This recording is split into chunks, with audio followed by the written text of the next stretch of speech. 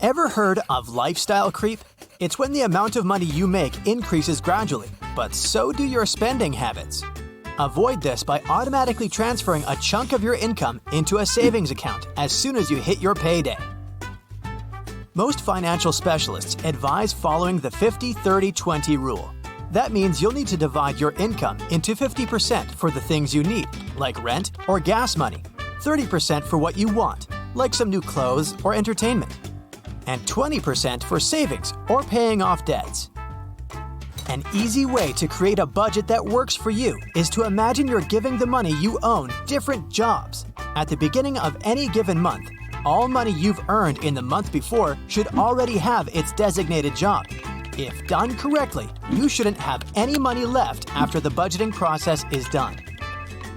Other small actions, like buying clothes at the end of the season, can save you a lot of money. Try shopping for winter coats during the summertime, for example. You might have fewer options to choose from, but the prices will be way better. The same small actions can apply to your grocery shopping list. Try to buy generic brands instead of name brand ones. If you take a look at the ingredients list, you'll see they're just as good. But those few cents you save per each item will add up eventually. Next time you go shopping, remember to download a free coupon app on your phone. It's great for searching for the best prices around your area and for keeping an eye on a product you're eager to buy, but want to wait until it gets to a reasonable pricing point. As for non-perishable items, stock your pantry up when they go on sale. You may snag discounts for things like canned beans or grains if you buy larger quantities too, or if you try buying at a wholesale market. Those shopping apps that you regularly find yourself browsing through, do yourself a favor and take them off your phone. You'll get rid of that pesky browse and buy habit that we all slip in when we're bored. Next time you really want to buy a certain item, give it a week's time.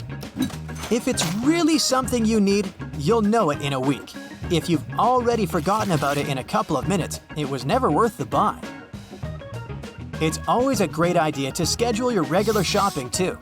You'll get way better prices if you do your winter holiday shopping, like presents or decorations, during the summertime, and splurge on beach attire during the colder season. Just make sure you have enough space to store these items until they're needed. Give your budget a rest with a no-spend weekend once a month. Enjoy leftovers from the week prior for dinner, or search for free entry festivals or events that don't require you to pay for added transportation. As much as possible, try to extend the life of your everyday objects to avoid overspending on them. Let's take your razor for example. If you shake off the excess water after you use it and store it in a dry place, you'll help protect the blades from rust and make each razor usable for weeks at a time. Apply the same idea to your shoes too, especially if they're made of leather. Have them lined with rubber to keep them from wearing down too soon. Also, might skip wearing them for a day or two, since leather shoes can be affected by too much moisture. If you give them a day off and store them in a dry place, you'll have your favorite shoes ready to wear for years. You can save up on having to buy a new mattress if you just flip and rotate it once in a while.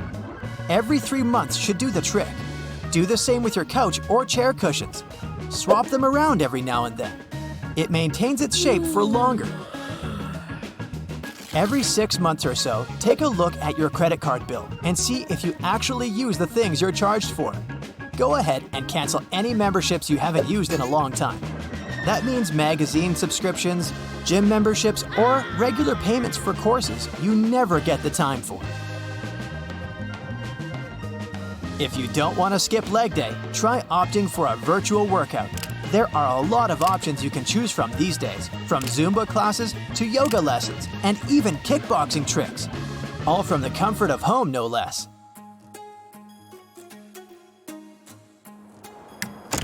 Don't be afraid to go dark during the day or when you leave the house. Not only do you reduce energy waste, but you might also see this reflected in your energy bills. Another great idea would be to invest in energy-efficient bulbs.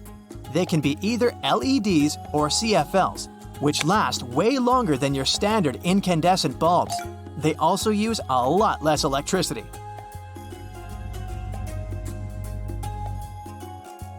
For objects that you know you'll be using a lot, try investing in a product that's a bit higher quality. This can be your office clothes, some working gadgets, or even kitchen supplies if you like to cook at home. Purchasing a more expensive item that you'll get more use out of will end up costing less than if you get a bunch of cheaper options that wear down way faster.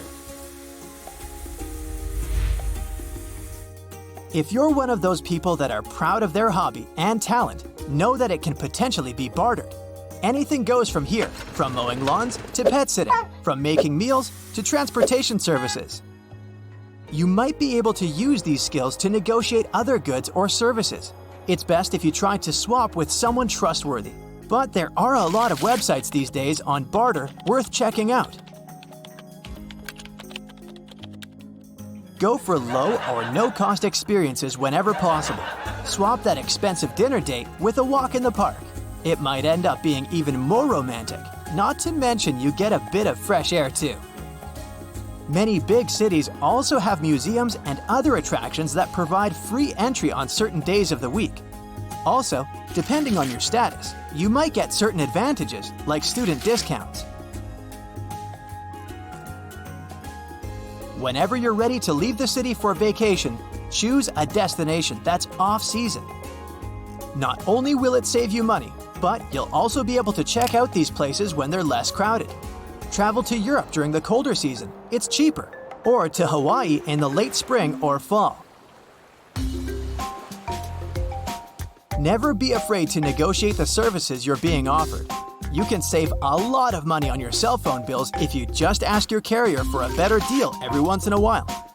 Switching to a different carrier might do the trick too, as long as you get the best out of your budgeted amount. You'll be surprised at how much money you'll save by purchasing second-hand items, and you won't have to go hunting for yard sales to do that. Start by asking your family and close circle of friends if they're looking to get rid of a certain object you're saving up for. You might be surprised to find it. Feel free to check out pawn shops or online communities too. A lot of people are looking to get rid of their things when relocating, for example, and are giving away their things at really good prices, or even for free. Depending on the needs of your family, you might be just as fine with a single car or a smaller one. Having 2 cars or a bigger one does come with extra costs because the fuel and parts are more expensive. On the same subject, be mindful of alternative transportation options whenever they're available. Choosing a bike or a scooter might save you the hassle of traveling through high traffic and might help with your workout goals too. That's it for today. So hey, if you pacified your curiosity, then give the video a like and share it with your friends. Or if you want more, just click on these videos and stay on the bright side.